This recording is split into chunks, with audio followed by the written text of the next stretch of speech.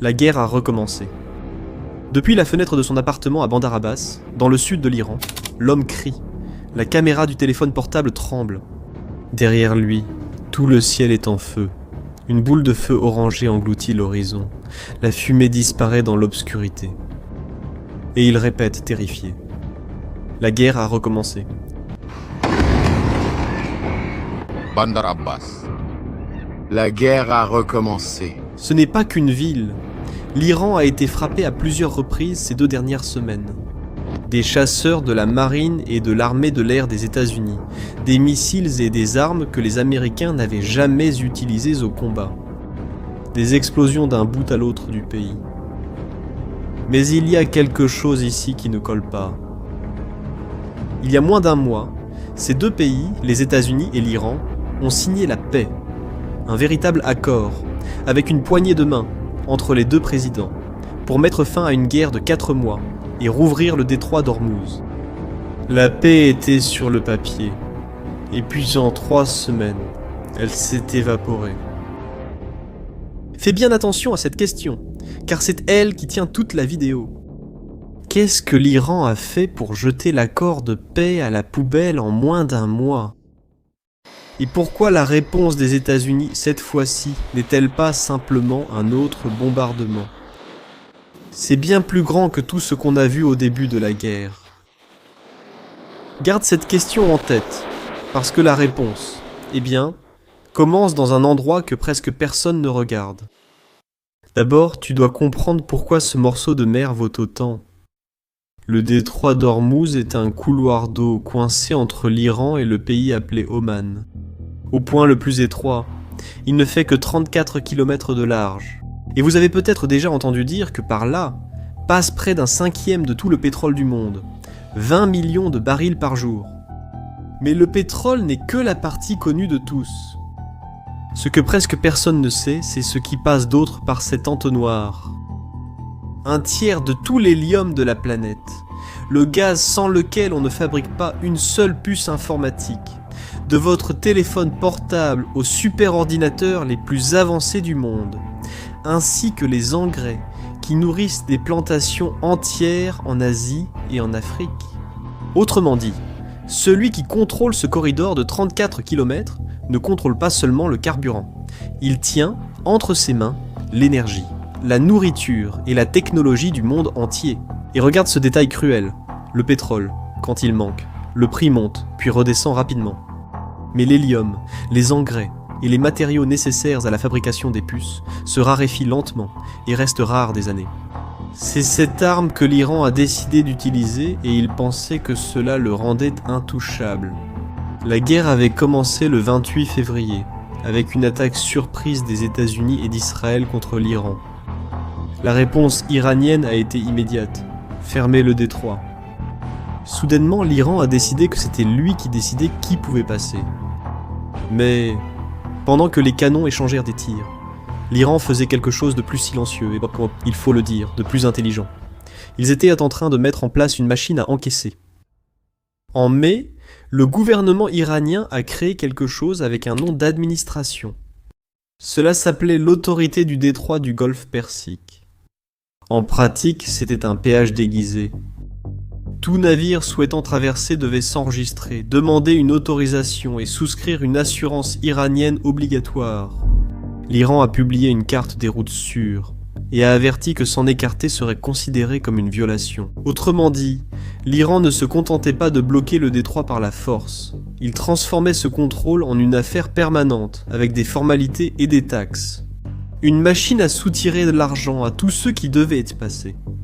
Tout cela était soutenu par la force brute, des essaims de vedettes rapides des gardiens de la Révolution, des missiles pointés vers la mer, des drones, des mines cachées sous l'eau et un brouillage du signal de navigation par satellite pour rendre les navires aveugles. Tout cela faisait grimper le coût de la traversée à un niveau tel que la plupart des compagnies propriétaires des navires renonçaient. Les États-Unis ont répondu en plaçant cette autorité sur la liste des sanctions et en l'appelant par son nom, extorsion de navires. Mais voici la partie qui ne colle pas. Si l'Iran disposait de toute cette puissance, pourquoi aurait-il lui-même saboté la paix qu'il venait tout juste de signer? Parce qu'en juin, les deux parties ont signé un accord pour mettre fin à tout cela. Le 17 juin, les deux présidents ont apposé leur signature sur un protocole d'accord. Bravo!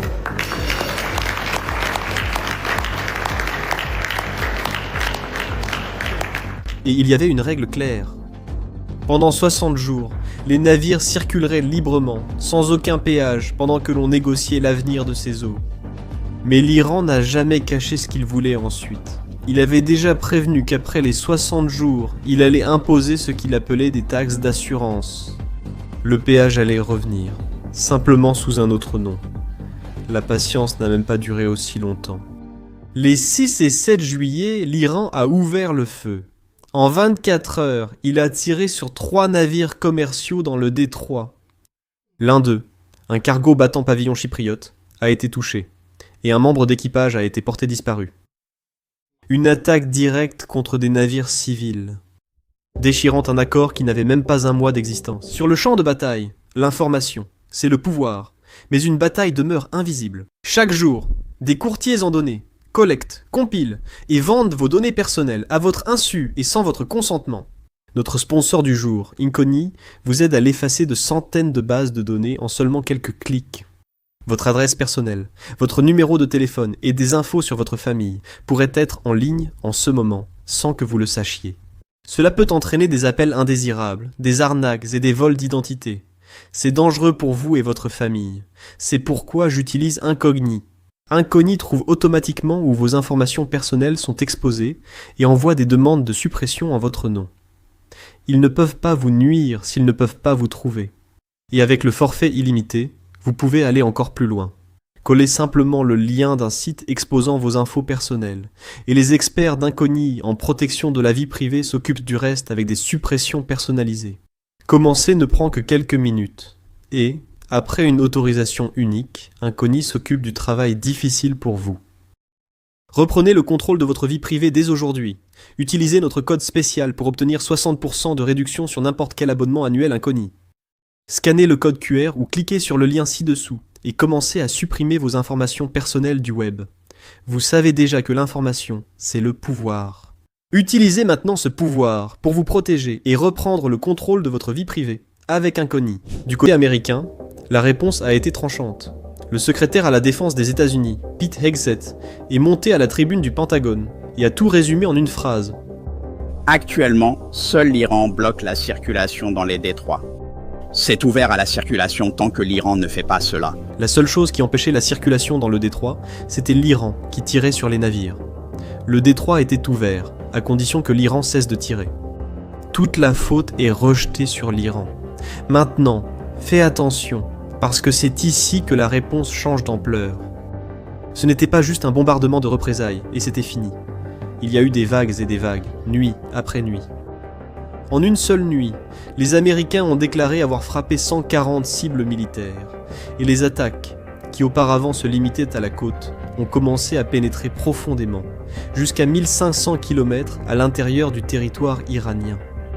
Les cibles n'étaient pas choisies au hasard. Défense aérienne, radars sur la côte, lanceurs de missiles, dépôts de drones, vedettes d'attaque. Chacun était un élément de la capacité iranienne à fermer le détroit.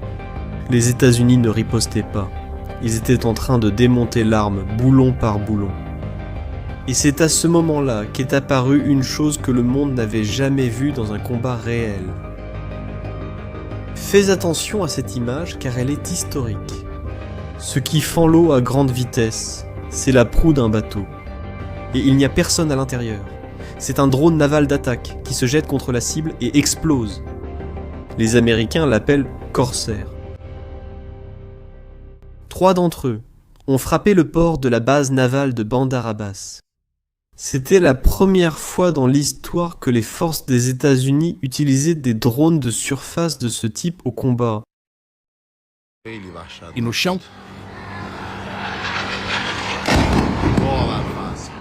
C'est ce que cet habitant filmait depuis sa fenêtre. Bandar Abbas, illuminé en orange par les explosions. la fumée qui monte, les gens qui crient que la guerre est revenue, des images qui ont circulé sur les réseaux sociaux et dans le monde entier. Démanteler l'arme de l'Iran est une chose, prendre le contrôle du détroit pour soi en est une autre. Bien plus important. Et c'est là que nous arrivons à la partie la plus surprenante de cette histoire. Le 13 juillet, dans un seul message sur son réseau social, le président des États-Unis a réécrit les règles de cette mer. Il a déclaré que le détroit était ouvert, et qu'il resterait ouvert, avec ou sans l'Iran. Il a annoncé que les États-Unis devenaient le gardien du détroit d'Ormuz, et il a donné un nom à l'opération. Il l'a appelé le blocus iranien. Et il a expliqué pourquoi, très clairement. Parce qu'il n'empêche d'entrer ou de sortir que les navires de l'Iran et de ceux qui achètent à l'Iran. Tous les autres auraient un accès libre au détroit. Arrête-toi et réfléchis à ce que cela signifie. L'arme que l'Iran avait mise en place pour faire payer tout le monde, maintenant, elle ne se retourne que contre lui. Seul l'Iran est bloqué à l'extérieur de son propre détroit. La carte que l'Iran gardait pour mettre les États-Unis au pied du mur vient de changer de main. Et ce n'est pas tout.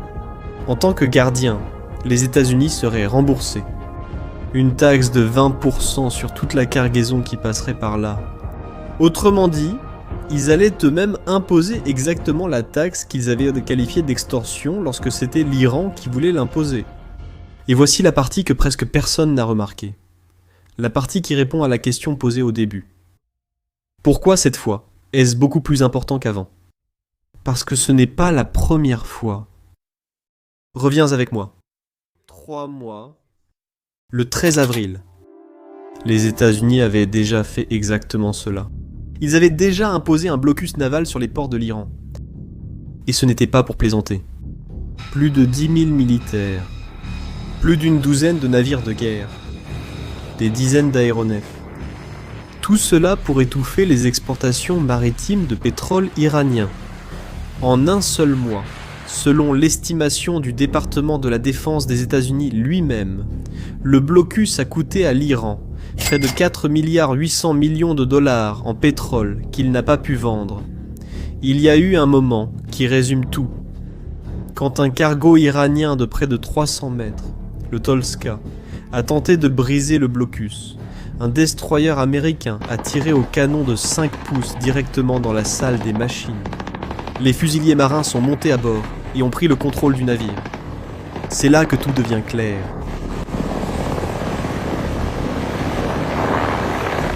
Pourquoi cette annonce n'est-elle pas une menace en l'air ? C'est la deuxième fois que les États-Unis arrachent à l'Iran l'arme la plus précieuse qu'ils possédaient. La première fois a déjà prouvé que ça marche.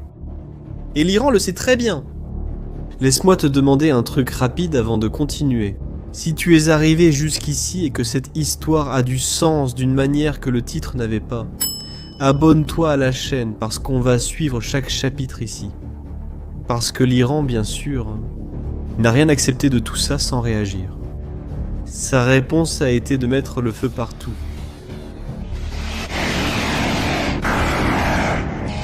L'Iran a attaqué des bases américaines. Pas dans un, mais dans 5 pays en même temps. Koweït, Bahreïn, Jordanie, Oman et Qatar. Des missiles balistiques traversant le ciel du Golfe. Des sirènes retentissant 3 fois en une seule journée à Bahreïn. Au Koweït, les militaires se précipitaient pour abattre ce qu'ils ont appelé des cibles aériennes hostiles. En Jordanie, 4 missiles ont été interceptés en vol. L'Iran a de nouveau déclaré le détroit fermé. Il a également affirmé avoir frappé une base aérienne en Jordanie, détruisant un centre de commandement et des hangars de drones. Et le ton du gouvernement iranien relevait du pur défi. Le président du parlement iranien, Mohammad Ghalibaf, qui est également le principal négociateur avec les États-Unis, s'est exprimé sur Internet et a averti très clairement « Si vous attaquez, vous recevrez des coups ». Et il a ajouté « Le détroit d'Ormuz ne s'ouvrira que selon les conditions de l'Iran, pas sous la menace américaine. » Des paroles dures. Mais arrête-toi sur cette image une seconde et réfléchis avec moi. Celui qui contrôle vraiment le détroit n'a pas besoin d'attaquer 5 voisins en même temps pour le prouver. Il n'a même pas besoin d'aller sur Internet pour crier qu'il commande là-bas. Un pays qui tient fermement la gâchette de sa propre arme ne commence pas à tirer dans toutes les directions de façon désespérée.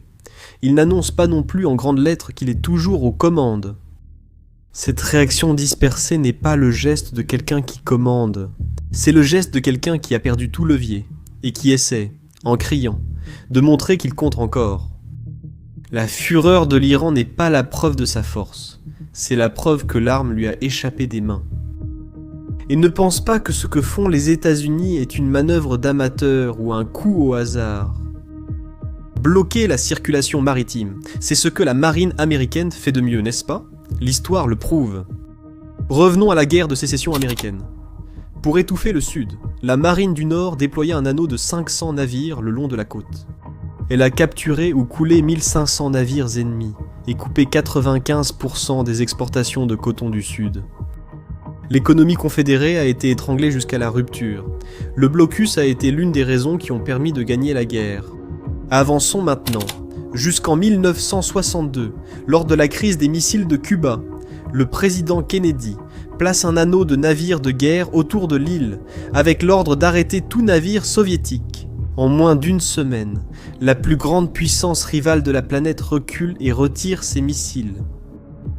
Les États-Unis ont fait reculer l'Union soviétique en mer sans tirer un seul coup de feu. Voyez le schéma? Quand les États-Unis décident de fermer la mer, ils la ferment. Et l'ennemi de l'autre côté le ressent dans son économie, le ressent dans son portefeuille, le ressent dans sa puissance militaire. Et c'est exactement ce qui tombe sur l'Iran en ce moment. Le blocus auquel les Iraniens font face en ce moment n'est pas un pari fou improvisé. C'est la même arme qui a déjà brisé la Confédération et fait reculer la plus grande puissance rivale du monde. Maintenant, elle est braquée sur eux. Alors, revenons à la question du début. Qu'a fait l'Iran pour faire voler la paix en éclats en 3 semaines et pourquoi la réponse a-t-elle été aussi forte cette fois? Maintenant, tu connais toute l'histoire. L'Iran pensait qu'il contrôlait toujours ses eaux et a tout misé en attaquant les navires. Et les États-Unis ont répondu non seulement en désarmant l'Iran, mais aussi en s'emparant de cette arme pour la 2e fois et en la baptisant du nom même de l'ennemi, le blocus iranien. Quel était le plus grand atout de l'Iran? Elle est maintenant retournée contre lui. Et cela est loin d'être terminé. Le blocus est entré en vigueur le 14 juillet. Et l'Iran dispose encore de missiles, de drones et de vedettes dispersés dans le Golfe. Les prochains jours nous diront si le régime iranien avale l'humiliation ou s'il tente de riposter à nouveau. Nous serons là pour suivre chaque mouvement. Alors, abonnez-vous pour ne rien manquer de ce qui arrive. Mais avant de partir, dites-moi une chose dans les commentaires. Pensez-vous que l'Iran va accepter cette défaite ? Ou pensez-vous qu'il va essayer de fermer le détroit à nouveau, même par la force? Donnez votre avis ci-dessous. Merci pour votre attention et à la prochaine vidéo.